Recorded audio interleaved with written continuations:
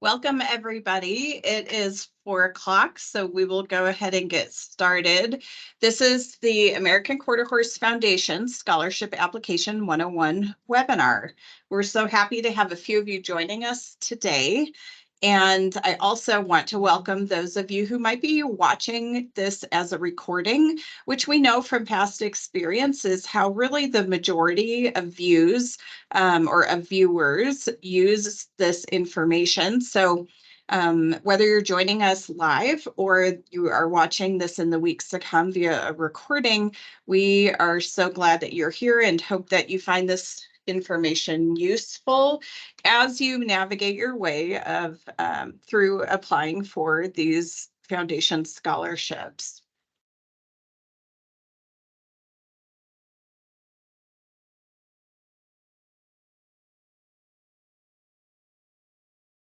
My name is Katie Reynolds, and I'm the Director of Youth Development for AQHA, and we are joined here by Helen Hardy, who's our Manager of Youth Development.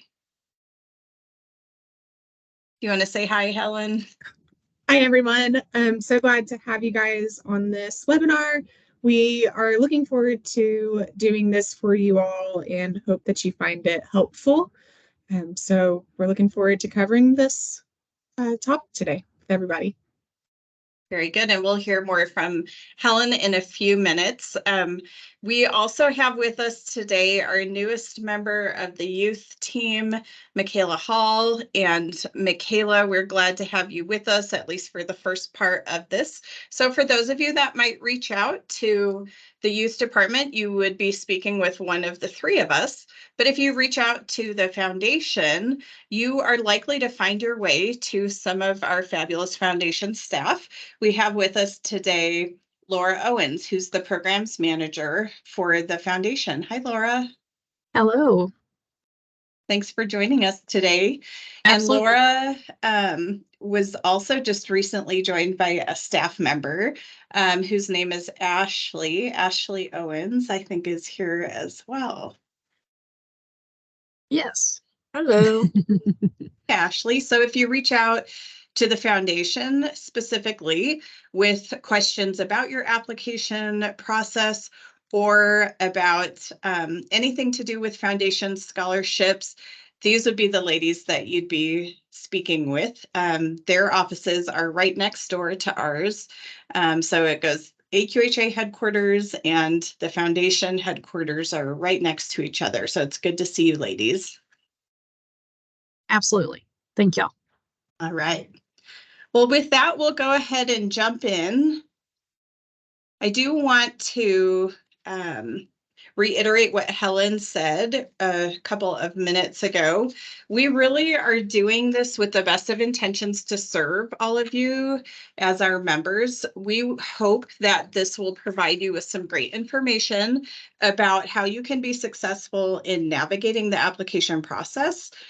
If this leaves you with any additional questions, or if you have a question that occurs to you afterwards, please reach out to us either in the youth department or through the foundation, and we are more than happy to help you with this. There are no trick questions. As you fill out your scholarship application, as I said, we all want you to be successful. And as staff, consider it part of our responsibility to set you all up for success and to communicate clearly about everything from requirements to the closing of applications. So that is our goal here. So with that being said, if you have questions, please go ahead and drop them in the chat box, and I'll be responsible for monitoring that chat box. So if it's something that we're going to address as we work our way through this webinar, I may choose to wait, knowing that we're going to address your question. Or if I see a good opportunity to call out the answer or invite Laura or Helen or Ashley to answer that question, then I may go ahead and do that. I also could choose to stockpile questions until the end. So I promise that I won't ignore your question. We just may need a few extra minutes to get to it. So let's go ahead and dive into this. The foundation scholarships are really a wonderful thing that has been enabled by our donors and is administered by our foundation staff.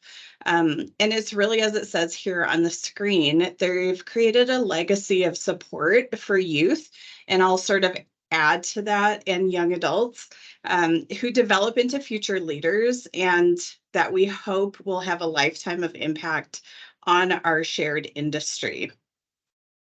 For this year, Laura, I think this is correct, but we've administered, or awarded, I should say, $276,750 in scholarships to 35 recipients. So that's for your 2023 to 2024 scholarship year. And that's just 1 year. So there's a really big legacy of support and of awards that have been given out for many, many years. And we look forward to being part of the team to continue to do that. As we go, I did mention about putting a question in the chat. So please go ahead and do that if you'd like to. You have some other options for those of you who may be less familiar with Teams. You, in the controls for your Teams call, you may have those at the top or at the side of your screen or your app, and you can raise a hand through that emoji if you have a question. And I will ask you to make sure that your microphone is on mute so that we don't run into feedback as we work our way through this. If you have trouble finding the mute button, we can help you with that, and we may go ahead and mute you. Let's say if you've accidentally taken yourself off that and we're getting some feedback. So again, please post questions in the chat box throughout. And we will move on to eligibility for scholarships. So when we talk about who is eligible to receive foundation scholarships, that's really a broad question, and we have a sort of broad answer for it at this point. It's any AQHA or AQHYA member who otherwise meets individual program criteria. So program criteria can vary depending on that specific award. And by that, we mean that each award could have individual requirements that were provided for each scholarship that was offered. And that was often part of the intention of the donor in setting up that specific award. The individual program criteria is available if you go to the website at aqha.com/foundation. And Helen, if you go forward a little bit more, they'll have that link on the screen. There it is. Thank you. So as I said, those requirements for each scholarship are communicated openly at aqha.com/foundation. So go ahead and take a spin through those if you'd like to. There are several kinds or types of scholarships. We have general scholarships. We have career path scholarships, which of course would pertain to your chosen vocation, perhaps your major of study or your intended career. And then we also have state or regional scholarships, which could be based on things like your residency, your college, and where that's located, or which affiliate you might be involved in. So again, I'd encourage you to take a look at the individual criteria and requirements, particularly if perhaps you've heard from someone who has encouraged you to try for a specific award. And we'll talk more about how applicants are sort of funneled or directed towards specific awards, because we just have one application for everyone. That single application collects all the information needed for all the different awards. We do not want our members to have to go back and duplicate applications at any point. So going to the next slide to continue to talk about eligibility for scholarships, One of the biggest questions that we know we get, and you guys probably have, is how are recipients selected? So there are a number of things that go into that process. First of all, this is probably familiar to y'all, academic achievement. So grades, your GPA, that can be a consideration. Another could potentially be financial need, which would be based on your reported income that is collected through the application process. Additionally, it could be your quarter horse involvement. That could be your competitive history through AQHA. It could be leadership, other types of contests and involvement through AQHA and AQHYA. And it also could be partially decided by the applicant's outstanding leadership and communication skills. So as it says here on the screen, the grading scale for the selection of each scholarship will vary dependent upon the criteria established by that scholarship's donor. So to translate that just a little bit, when the foundation agrees to establish a separate scholarship award, the donor's intent matters. And so whatever is important to that specific donor or that group of donors, the foundation is required to honor that intent. And so one donor may say grades are everything and we need only straight A students. Another may say, hey, I was a kid who didn't have straight A's, but I was from Oklahoma and I did want to go into ag communications. And I want to provide opportunities to youth and young adults who are kind of following in similar footsteps to mine. So their emphasis on those different criteria may be different depending on the award. And again, that's where it's always a good idea to go back and look at a specific award you think you might have a good shot at. Look at those requirements. Now, how are the recipients selected? Going back to that question again, you'll see towards the bottom of this page, it talks about the recipients, the actual governance process behind how the awards are given. So recipients are chosen by a selection group. What happens there is that the Foundation Board of Trustees picks the selection group. That selection group then recommends the scholarship recipients based on their applications, and the selection group's recommendations then go back for approval by that Foundation Board of Trustees. So you'll notice at no point in there does staff pick a scholarship recipient. And it is a pretty intensive process, but all of that is done via the Board of Trustees as the selection group manages that process.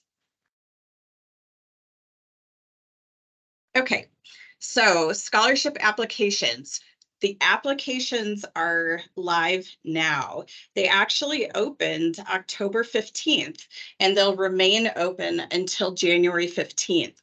So that is 3 months that you have to apply. We give such a long application period because we know that timing can look different for everyone. And we want our members to have, again, as much a chance of success as possible. To that end, you will have the full 3 months to apply, or you have had that. But right now, we are within about 6 weeks of the close of applications. And as you'll see when Helen goes through the actual application process in a few minutes, it is pretty significant. I don't want to discourage anyone from applying, and certainly the dividends that some care through this process and a little bit of effort, if you get one of these scholarships, it's an excellent investment on your part. I just want to urge you all, starting now, and you'll hear this repeatedly through this webinar, to begin this process as early as possible and go ahead and do a perfect job on it and I would urge you to not wait until the last minute. The application is available online at that link on your screen. You also can navigate to that by going to aqha.com/foundation and clicking through on scholarships. Okay. As I mentioned before, you will have one single application to complete. That will throw your hat in the ring for all of the different scholarships that we offer, regardless of their criteria. The key here is on the next bullet point, the entire application must be completed. Incomplete applications will not be reviewed. Late applications are also not accepted. So that January 15th, 2024 deadline is a hard deadline. The good news is, as you work your way through this, the application portal saves your information and you can jump out and jump back in and keep working on your application as many times as you want from now until January 15th. I will tell you that as you are planning your timeline and gathering your materials and becoming familiar with this application process, that because this is a web-based program, you will want to make sure that you have really good connectivity, that you're not fighting your Wi-Fi. We recommend you do this on a desktop or laptop, not on a mobile device. It will work on a mobile device, from what I understand. That is not recommended. So a little bit of planning, some scheduling of gathering your info, and some focused time to do this will serve you very well. Last minute web problems or upload issues do not merit an extension of that deadline on January 15th. And to be frank, last minute applications are typically not going to serve you all the best because it's not going to showcase your strengths the best. So give yourself every advantage to earn as many of these scholarship dollars as possible. Now I'm going to turn it over to Helen, and she's going to talk about what those specific scholarship application materials look like. Hello, everyone. So we're going to go into the next piece now that we've learned a little bit about the scholarship process and how the sorting works from Katie. We're going to dive into the details of what you will need and what this application looks like when you get into the application portal. So before you even get started, there's a handful of pieces that you're going to want to gather that will help you work through that application. One of the pieces is going to be some financial information. This is a self-report of your household income. So you're going to want to visit with your parents or your guardian to ask what your household income is to have that information prepared when you get to the financial portion of the application. You will also need to have an estimate of how much your school is going to cost, or your current school does cost, an estimate of tuition, estimate of housing, and extra expenses will be asked of you as well. You will need to have 3 reference letters in hand, or you can have these submitted by the authors of that letter, and we will get into that in more detail in the application, but this application will require 3 letters of reference. And we will discuss as we get into this again, what goes into a strong reference letter to give you all the best opportunity you can to have a strong application for the scholarship money. But high points of strong letters of reference are people who know you truly and can really speak to your passion and your abilities as a student, as a leader, as a member of an organization, or however you might know that person who is writing the letter for you and authoring that letter. But somebody who does know you well is going to write the best letter because, as we said, they know you. This we've seen in the past has been youth advisors. It has been FFA chapter leaders. It has been 4-H club managers. Anybody, as long as they are not related to you. So I do see in the chat, Aaliyah had asked if your reference can be from your school. It absolutely can, as long as that person is not related to you. The next thing you'll need to have when you are gathering your materials is going to be your high school or your college transcript. And schools are going to need time to pull these transcripts. So please keep in mind, as we come off the Thanksgiving holiday, we move into winter break, that your counselors or whoever runs that transcript office at your school or your university, they might be out of the office soon for a while. So keep that in mind as you're asking for your transcripts from your high school or your college. If you are homeschooled or you are attending a private school, this is an item that is still going to be required. So we recommend that you visit with your parents or your co-op, whoever the organizational body is of your homeschool program, and whoever your administrative people are at your private school, to provide a document that will serve the purpose of a transcript. We've seen in other programs that this has come in the forms of a grade report or a grade summary. We aren't necessarily looking for that public school or public university transcript format, but we do still have to have this document regardless of your schooling.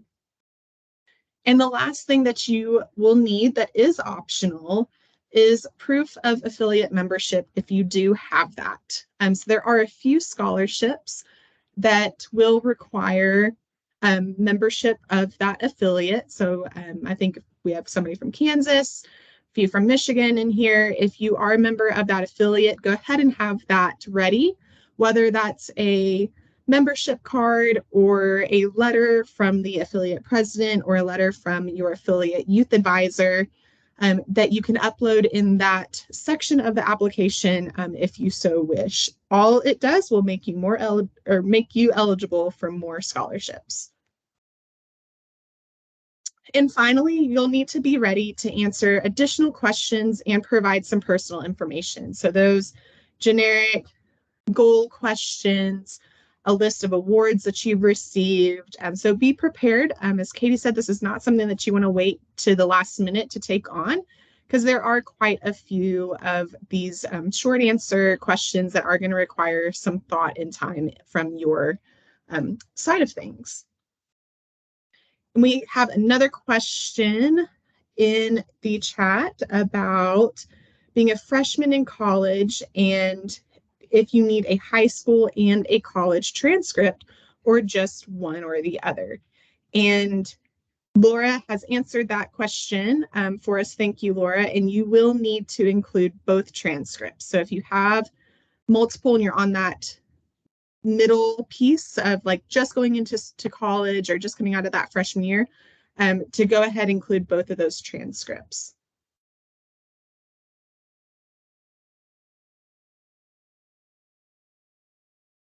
To begin your application, you will want to go to this AQHfoundation.smapply.io, and it is linked on the website in many places, as Katie mentioned.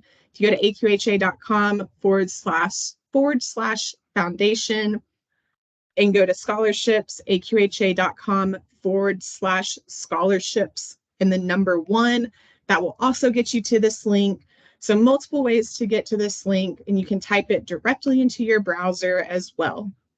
So once you have typed it directly into your browser of choice, so you'll see all browsers are supported, it will take you to the Smart Apply Scholarship homepage. Now this homepage keeps a handful of different applications for the foundation. So there's a few different ones that we're not really interested in. They don't apply to us as a youth member or a collegiate student applying for these scholarships.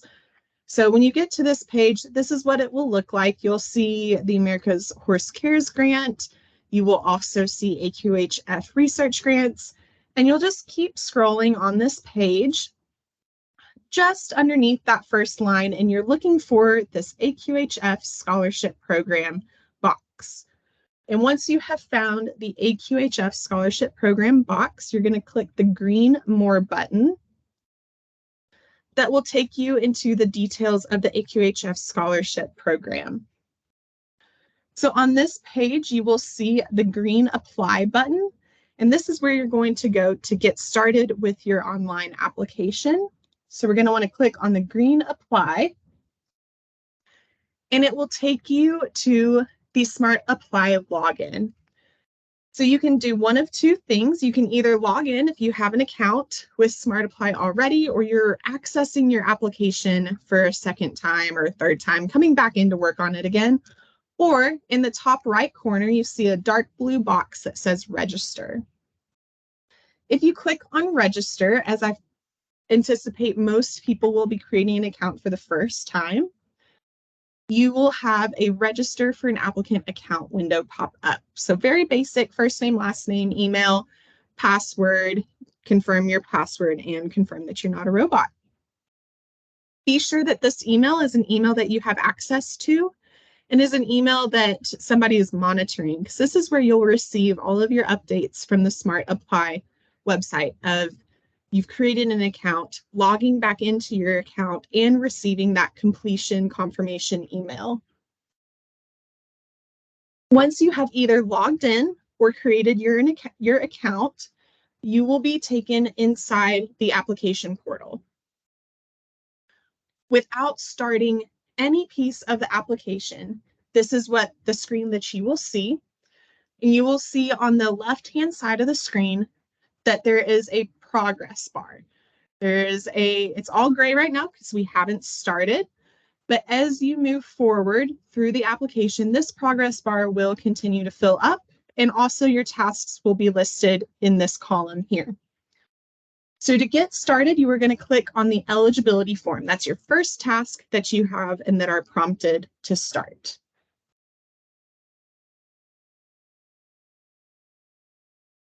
When you begin your eligibility form, it's going to ask you for your membership and just double checking that are you a member of AQHYA or AQHA. Two buttons you'll see throughout the form and throughout the portal are the Save and Continue Editing button and the Mark as Complete button. Save and Continue, this blue button, will save your work and will give you no notification when you leave the page. However, the Mark as Complete will mark this task as complete and will fill in a green check mark next to this box. And this shows you that you have completed this section of the application. So you'll see when we select that, yes, we are a member, and we will click Mark as Complete, we now have a green check in this eligibility form. We have completed this task, and it also tells us a timestamp at the top of when this was accomplished. And you will see your taskbar has begun to fill up with this bright blue color showing you how much farther you have in your application. So you'll see here we're looking for that green check and this blue fill bar for our progress through the application form. The next task you will have is the application form. This page will gather all of your personal information. This first page here at the very top, it will have your AQHYA or AQHA ID number, gender, your name, date of birth, email, phone number, and you can see the top of the next section of your address. So this is very generic, standard form for the applicant. If you continue to scroll on the application form, the next piece is going to be your family information. This family information is going to ask a few pieces, and it will scroll here at the bottom, so be sure you're scrolling all the way over, and you'll fill in the name, living or deceased, AQHA ID number, and occupation of this person that they are asking you for. So it'll ask for a mother or a guardian, a father or a guardian, and then an applicant's spouse if applicable. If your family are not members and it is not required, you will still need to fill this in, and you'll just put a 0 in the AQHA ID number field. So it's a required field, but it's not a requirement for all of the scholarships. So don't tell your parents that you have to go run out and get memberships for the whole family, or do if you want your whole family to be members, and have them either put in that AQHA ID number if they are members, or if they're not, just put in a 0. Same with their name and occupation. Those are also required boxes. So you'll have to put in something for those fields. If, say, your mother is, as mine was growing up, she worked, she was a stay-at-home mom. She didn't have an occupation when I was your guys' age. So I could either put in A or not applicable. You could put not employed. You could put stay-at-home mom or stay-at-home dad, whatever that looks like, but you will need to put something in these fields for it to continue on in the application. Next piece in this general application section is going to be your letters of reference. So as we mentioned earlier, there will be 2 ways to upload your letters of reference. The first, and you have to choose them at the beginning. So this is going to be where our recommendations are hopefully going to help you guys work through this application as efficiently as you can. So you will have to choose one of the 2 options here, but you can come back and change it. However, it will not let you continue through the application without one of the 2 picked. So pick one, knowing that you can change it later if you need to, and go ahead and fill these out. If you want to go ahead and get started, because we have some questions, we have that financial piece, we have transcripts to upload. If you have all that ready, you still have to fill this out first. So what you can do, but make big notes of it, write a sticky note, set an alarm, do something to remind you to come back to this page. But what you can do in the meantime to work through it is put something in these boxes that will allow you to continue through the application, but be sure to not submit the application with your notes inside of it. So say you're not sure who your references are going to be, you could put their names as reference 1, reference 2, reference 3, and occupation as AQHA job or whatever you would like that to be, but make a big note, however it works best for you, to come back to this page to update that before you finally submit your application. With either way that you upload your letters of reference, and we'll show you what both of those options look like here in a little bit, it is your responsibility to make sure that these letters are uploaded accurately and attached or submitted on time.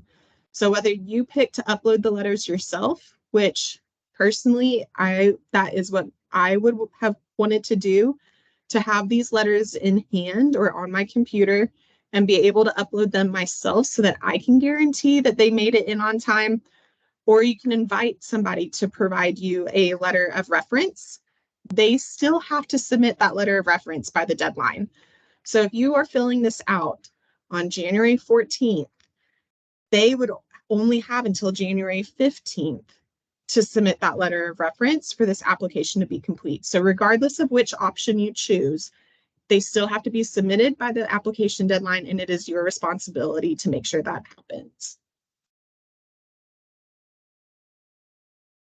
So once you get through your personal information, your family information, and your letters of reference of who you're selecting for those 3 people to be or still thinking about, the next part of the application form is going to ask you for your academic information.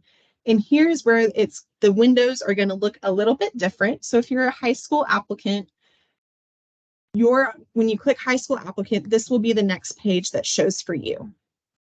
It will ask you for your high school name, where it's located, your GPA, anticipated graduation, exam scores, exam dates, where you would like to go to school, and what you would like to study.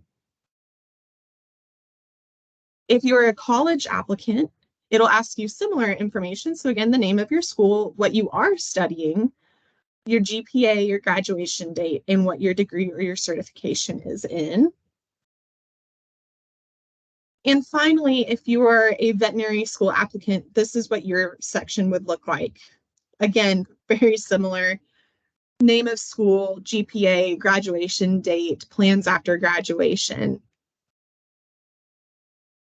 We have a question in the chat asking, can we apply if we have not chosen a career or a college? And you absolutely can. You can always put what you would like to study. I know when I was in school, so many people changed majors, and that is totally fine. There are going to be some scholarships that this will, it might be a requirement that that donor set up, as Katie mentioned before. They might be looking for students who are studying agriculture or students who are studying business, as just two generic examples. So if you have an idea, you still will have to submit this. All of these are required fields. You'll have to fill out every single box. But if you're not sure the exact piece, get as close as you can so that you can be eligible for those scholarships that might require that specific field of study.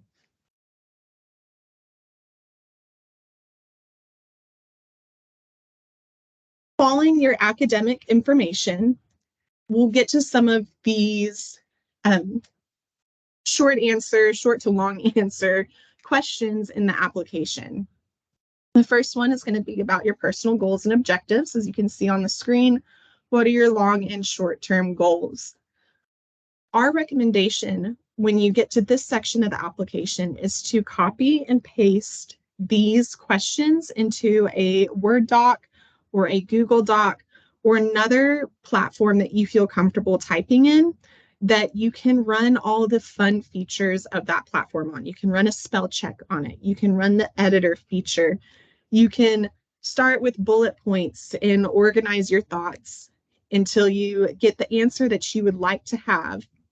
So it allows you the opportunity to cut and paste and copy and highlight and italicize until you have that final formatted answer that you want to submit, and then copy that answer back into the application portal.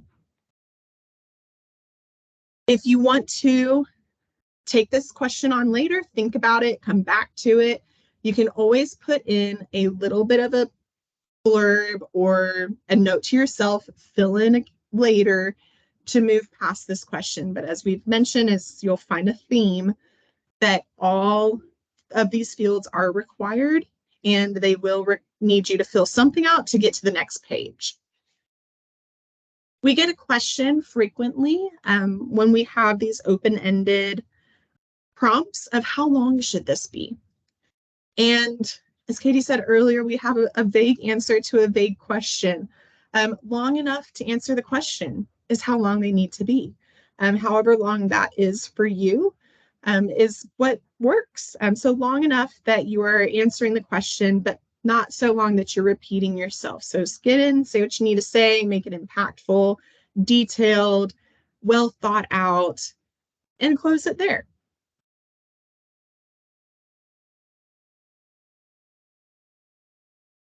Following that long and short-term goal question, you will find additional questions that are the same format. So again, on here, I would recommend using a Word document to copy these questions into that Word document so that you can type that answer outside of the platform and utilize the spell check feature, utilize the editing feature. I personally like to type all of my thoughts out, and then I'll kind of hone it in from there and sort it out. It's easier for me to edit words on a page. And this format isn't something that I would have been comfortable with, and sometimes I'm still not. And on applications that I work through, even to this day, I use a separate document and then copy my final answer back into the portal.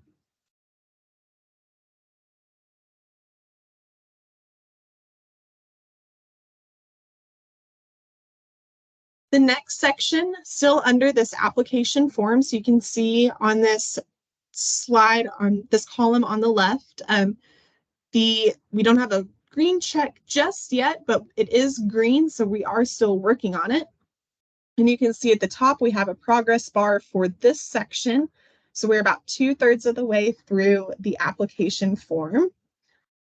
On this page, you will select all the areas of the industry that you are involved with and you participate in. Following your participation, you will give a little bit more details about maybe what AQHYA or AQHA programs you have participated in from these drop-down bars. As you see, there's only 3. So if you've been involved in multiple AQHYA or AQHA programs, I recommend you pick the 3 that have maybe been most impactful to you, and also add in other places where you could tie in something that isn't listed, that 4th program that you were involved with, and your short-term goals through your experience in that 4th program, you've set a short-term goal for yourself of this. So continue to reference those program area involvements throughout this application, even though this section is just listed to 3 programs. Additionally, under that will be any contests in which you've participated. And some of these contests have changed throughout the years of the titles, but you can select the best one that you think fits that contest. And we just want to make sure we are capturing your participation. That is the biggest piece of this, is that we're capturing the participation and giving you credit where you have put in that time. If you're not sure what to pick, you're always welcome to shoot us an email or give us a call, and we can help you kind of narrow this list down and let you know what the best selection might be. At the bottom of this, you'll see any awards or honors that you have received through your involvement with quarter horses. So this, while the last 2 pieces have been AQHYA or AQHA program specific, this is a little bit more broad. So this could be something locally or regionally, or even at that national level of AQHYA or AQHA. But if you're involved in a local group, say your 4-H group, that's not an AQHA affiliate, but you participate with your quarter horse, list those activities and your honors in this section. Same with regional groups as well. They don't have to be your AQHA affiliate.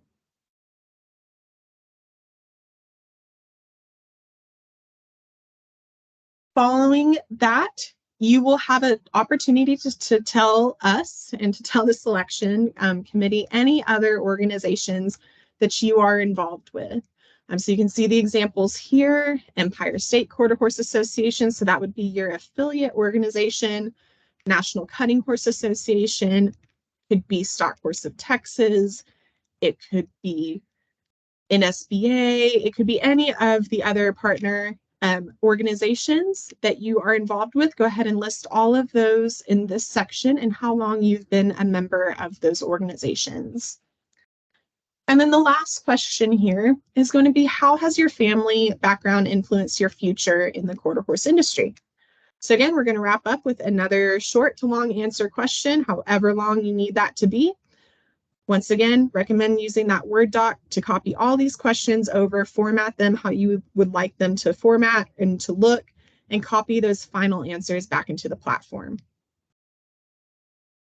Once every question has been answered, or you've put in a placeholder reminder for these fields, you can mark this section as complete, and it will take you back to your progress page. So you can see here's a summary of everything that has been submitted, and this page does scroll, and you will also see we now have a check mark next to our application form, as well as our blue progress bar has increased. So say you get this far and you're looking and you see that there's a typo in your primary phone right here, or you want to go back and finish answering your family involvement question.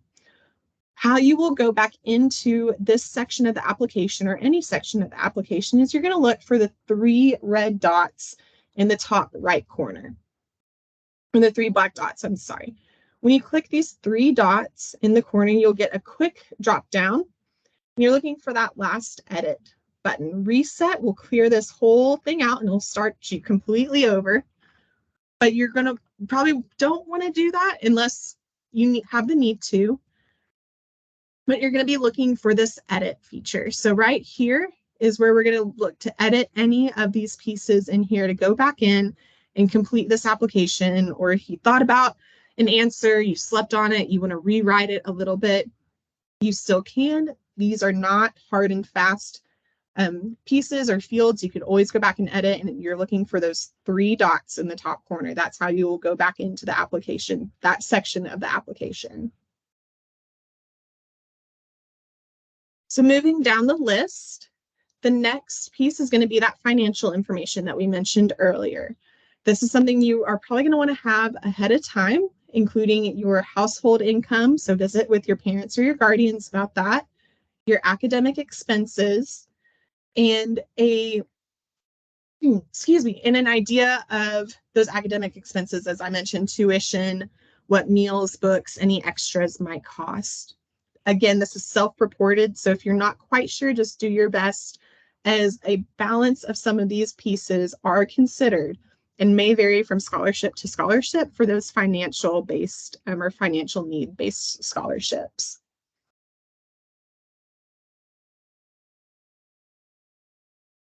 So once you have submitted your financial information, you will see that green check. We are moving right along. We have a blue progress bar has increased, and we are now to our transcript upload.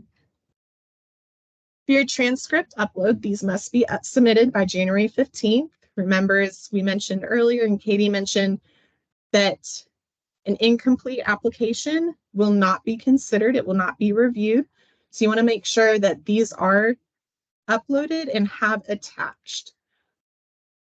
When you click attach the file and you want to double check that it is attached, you will be able to see it underneath the attached file. So once you upload a transcript document, you will see it uploaded at the bottom here.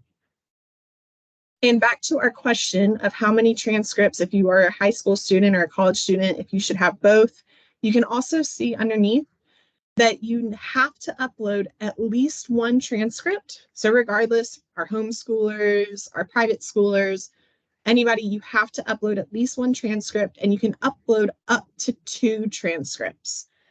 So if you have multiple pages, say your counselor sent it to you in multiple pages and it's in 3 pages, you won't be able to upload all 3 separate documents. You'll have to combine them because you can only upload 2 documents total. So again, this is what you're going to be looking for to make sure that that transcript uploaded and is attached to that application. So Helen, just to underscore what you said, each document can have multiple pages, but you can only have a total of 2 documents. Correct. Yes, thank you for clarifying. Yes, so you can have one PDF that is 38 pages long, but you can't have 38 documents uploaded.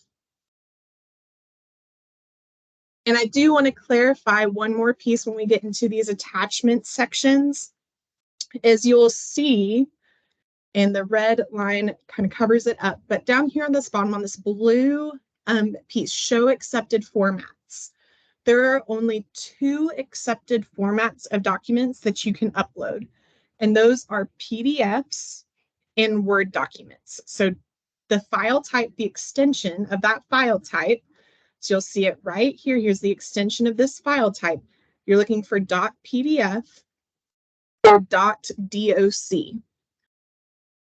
We have found through other programs that if you are using Google Docs or Google Sheets, or you are using an Apple device, that they save their documents in different file types, and it won't be compatible. And in fact, when you go to attach the file, it's not even going to show on your computer because it can't upload it.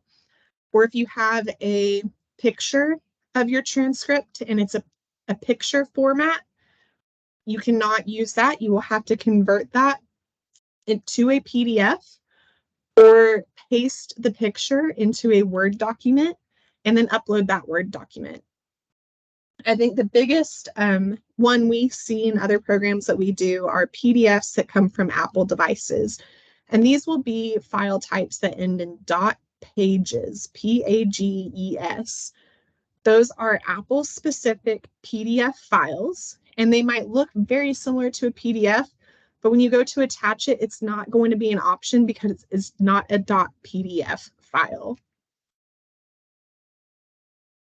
If you have any questions, hopefully I do appreciate that this platform, it won't even show you a file type that it can't read. So that helps, but if you open that file and you're saying, I knew I saved my transcript here and you don't see it, it's because it's in a non-compatible format to the platform.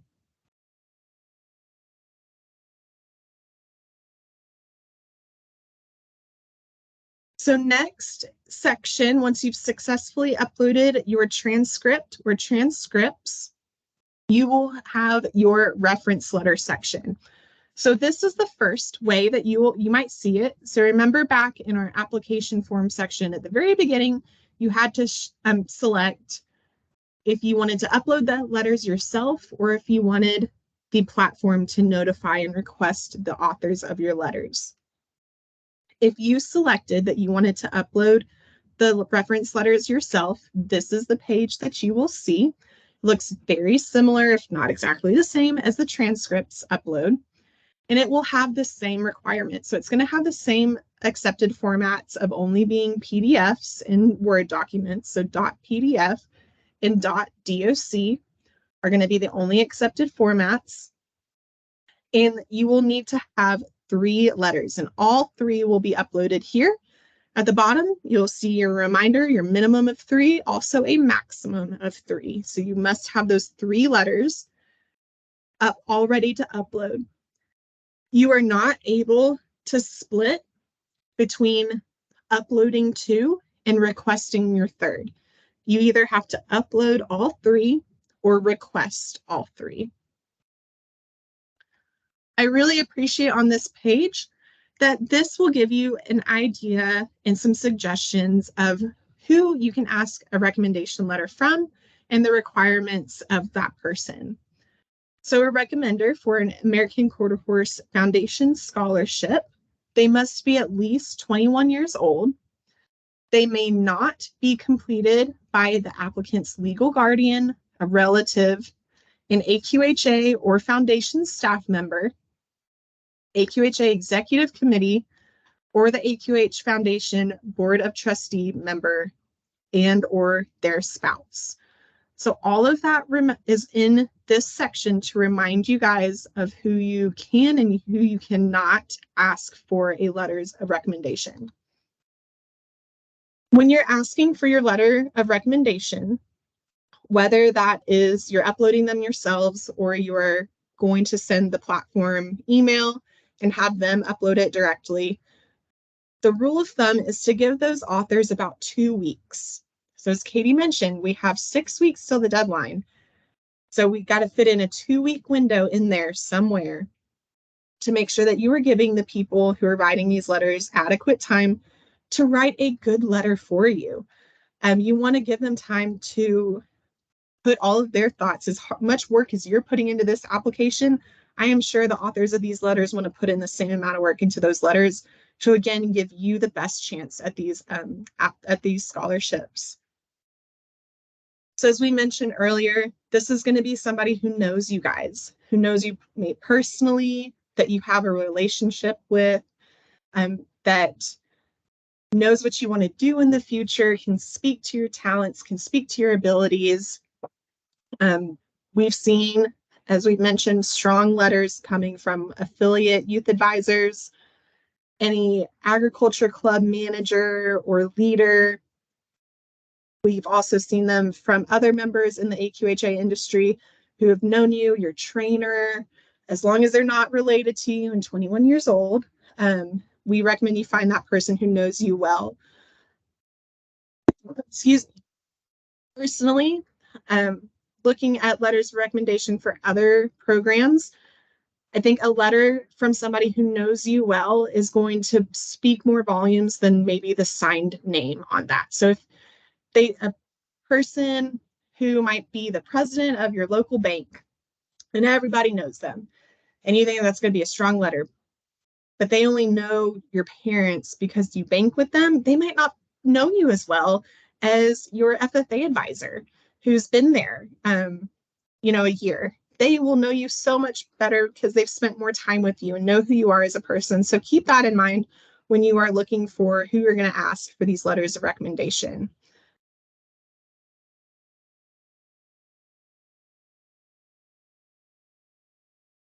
So if you decide to request your recommendations instead of uploading them yourself, this is the window that you will receive. So you've completed all of the other sections of the application, but instead of it saying an upload, it's showing a request.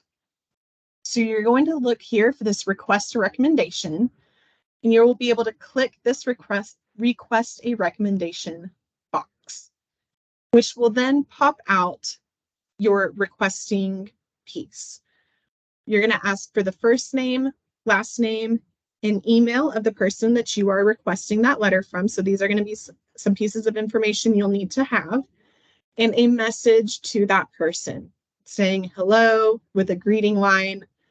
I'm writing this letter to remind you or to ask for you to write a letter of recommendation for this purpose, for this application, and provide as many details as you can.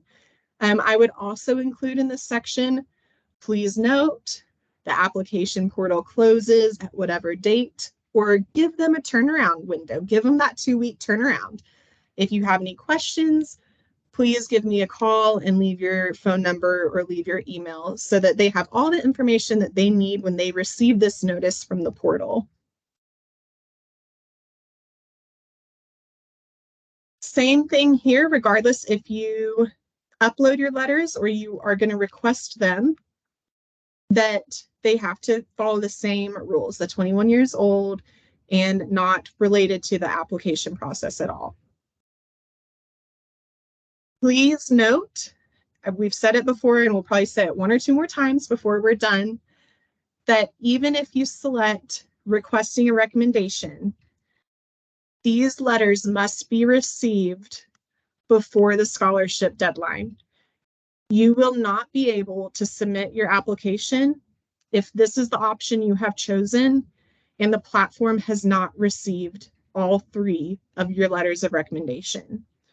So I highly recommend that you write down who you've asked and you follow up with them, especially if you're getting close to the deadline, to make sure that they're aware of the deadline they have to turn this letter in. Helen, I might go ahead and add something here that may be a helpful hint for the students. One thing that I would also recommend is that maybe you give this person you've requested a recommendation from a phone call to make sure that they got your email. And because if for some reason it didn't go through, whatever the circumstance, you follow up with them, it'll show to them that you're really eager to get this recommendation from them and you're doing whatever you can to make sure it gets submitted. That's great advice, Laura. Thank you. Yeah, email, call them, reach out. Again, this will be very easy because the letters are coming from people that you know and know well. So make sure that they are aware and they receive that. It is, as we've mentioned, your responsibility to make sure that these get uploaded, regardless if that email goes to their junk, it gets lost in the World Wide Webs of whatever it might be. It is still your responsibility as the applicant to make sure that this section is completed. Does anybody have any questions between the 2 options here?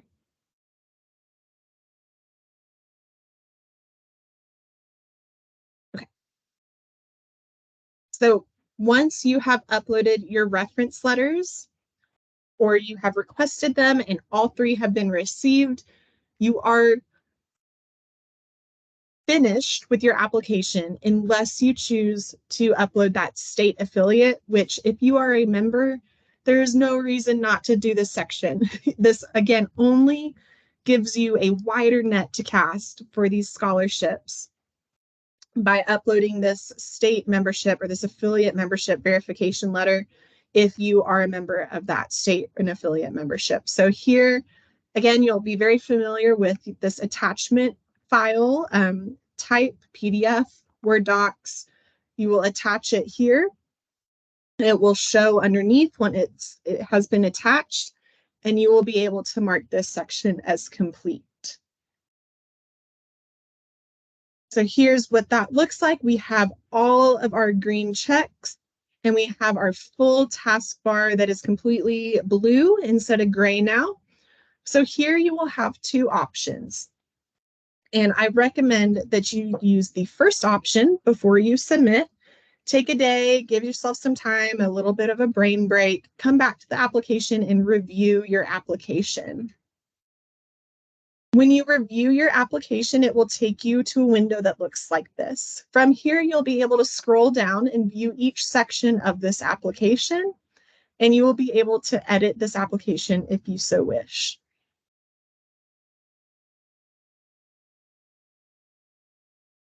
If you log out of Smart Apply and log back in, this is the window that you will be taken to. So when you log out, you go to school the next day, you come back, you want to change your answer, or you feel really good about what you've done, you really are proud of your answers, you have everything you wanted to include, and you're ready to come back in and submit, you will come back in, log into this window, and you will click on the green Continue button. The green Continue will take you back into the application portal. So again, it gives you the opportunity to review. This is how you can come back in time after time again, anytime before that January 15th deadline, to review this application and edit any piece that you would like to edit before you submit. When you are ready, feel great, we're ahead of the deadline, we're going to get this submitted, you will click the green Submit button, and it will give you one more window to confirm that that is what you would like to do. So please confirm, and you will click Submit when you are ready, and it will give you this congratulations window. Your application has been submitted. You will receive an email confirmation that will let you know that this application has been submitted. So if anything kind of goes weird, you're not sure that it went through, there's a couple ways you can check. You can log back in, or just from this window, you can go to My Applications.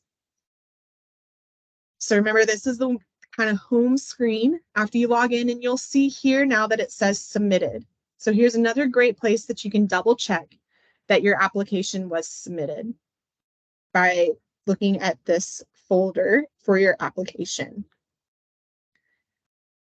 If anything starts to be weird, you're having a problem uploading, it's not loading, a few of our fail-safe recommendations that we have noticed help in other program areas and hopefully would help here too, are to close your browser out and to clear your cache, to clear your history, to kind of reset your internet browser first, and then come back in and see if that helps. Sometimes it takes up a lot of the data, and it kind of has a cap on that data, and it might need to hit that refresh button to empty that bucket so that you can use that data again for these websites. So if it's not doing something strange, close your browser, clear your history, clear your cache, and try your browser again. If that still doesn't work, then I'd recommend doing your fail-safe of turning off your computer and turning it back on, and making sure that that whole time you do have that strong Wi-Fi connection, as Katie mentioned at the beginning. You might have uploaded that transcript right as your Wi-Fi cut out. So go ahead and just make sure that your Wi-Fi is connected and strong, refresh your page, restart your browser, clear that browser, restart your computer, and kind of work through that checklist to see if any of those pieces help you. If, say, it's very late at night and we're not going to be in the office to be able to help you, those are some great pieces to try that have been successful in the past for us and our experiences. Does anybody have any questions about a piece of the application portal?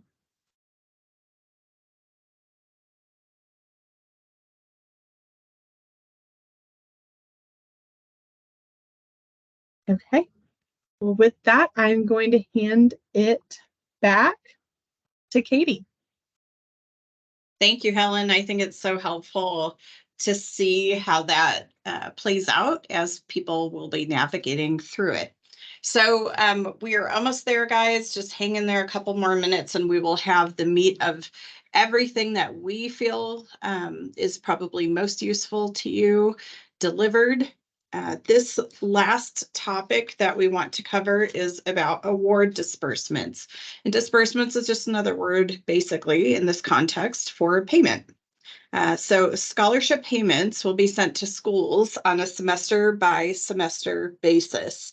So for example, if you were awarded a one-time $2,000 scholarship, that would be paid to your university, your college, your vocational school, your technical school, in one payment the first semester, another payment the second semester. So that could potentially look like $1,000 sent directly to the school in the fall and again in the spring.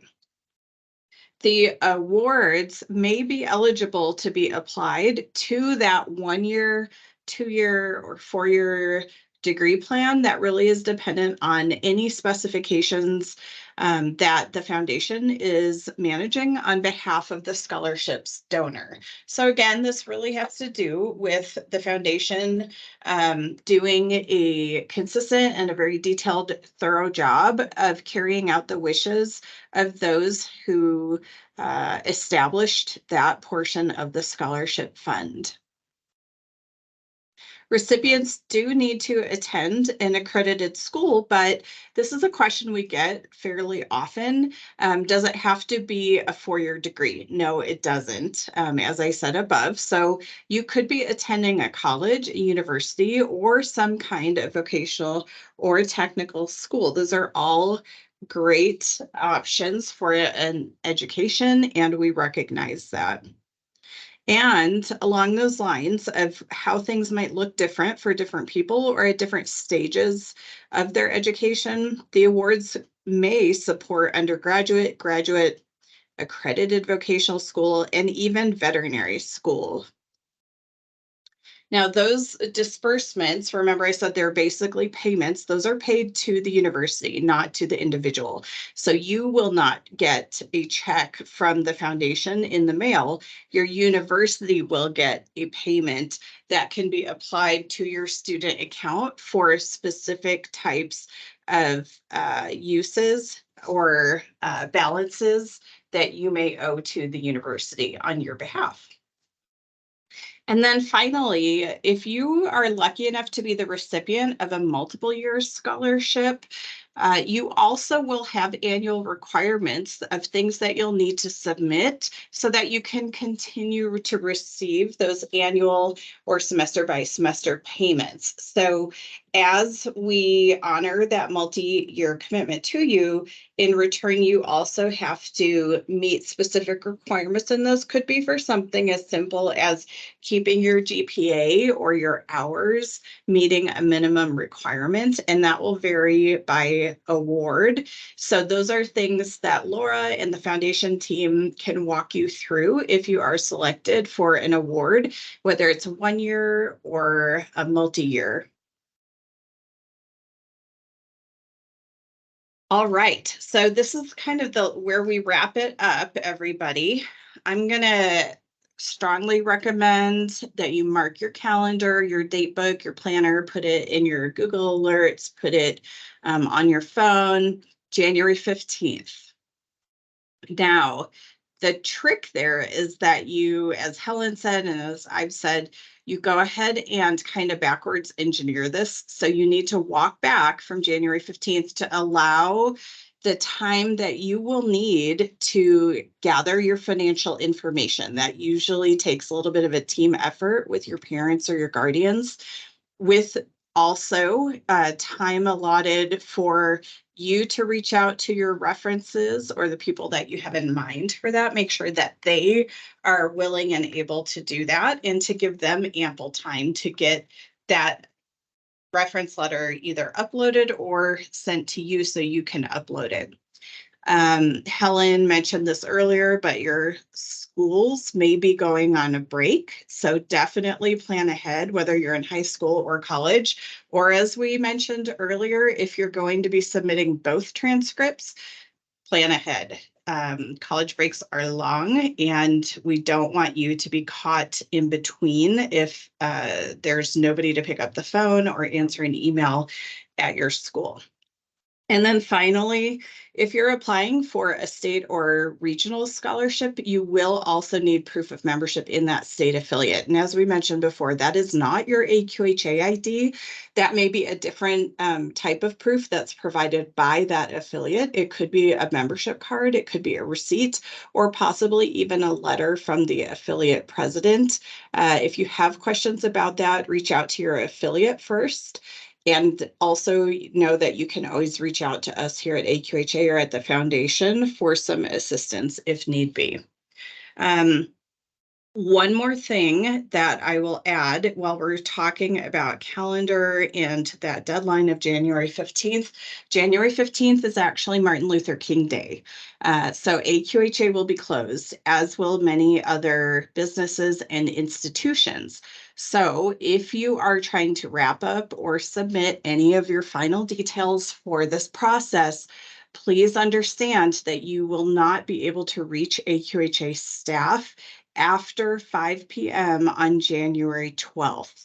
So the evening of the 12th, Saturday the 13th, Sunday the 14th, and all day the 15th, you should not expect to receive a reply from AQHA staff. We are happy to help you anytime prior to 5 p.m. on January 12th. So make sure again that you are counting backwards to be successful with this. So with that, we really hope that you start your application. We hope that you navigate this process with a lot of care, because we want you to be successful and we want you to finish and submit that application with lots of room and no last minute panics or issues.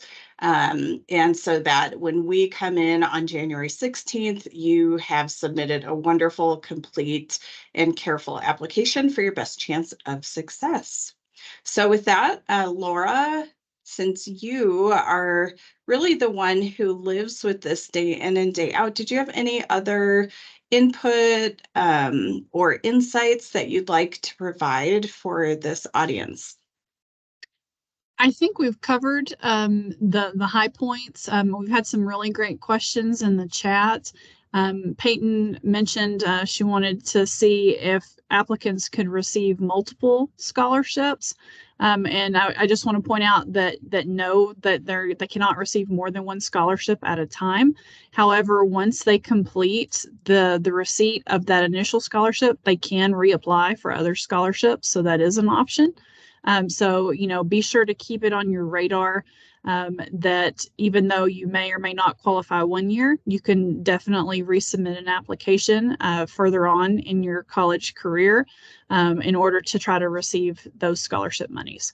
So, if you have a question about any specific scholarship criteria, or whether or not you meet a certain criteria, yes, feel free to give us a call and ask those questions. We're happy to walk you through it and explain, what the program policies or procedures are and how, we can make sure and get that application submitted for you and get you considered for scholarship funding.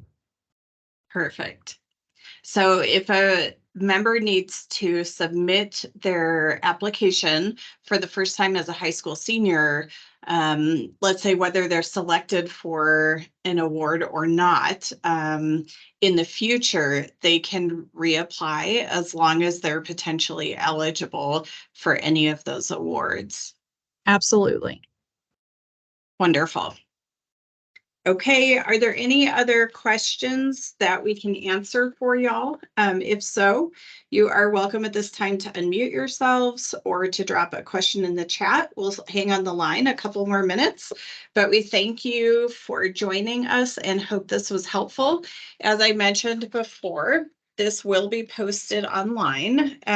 It'll go up on our AQHA channel on YouTube, and you also will be able to find it by going to aqha.com/foundation, and you can click on scholarships, or you can go to aqha.com/scholarships and then the number 1. So all kinds of ways to find this information and go ahead and reference it going forward. You're also more than welcome to share the link when you go to our YouTube channel or to aqha.com/foundation. Share that out with other youth members in your areas so that they have access to the same information. But we thank y'all for taking the time tonight to join us and hope to see your application coming in January.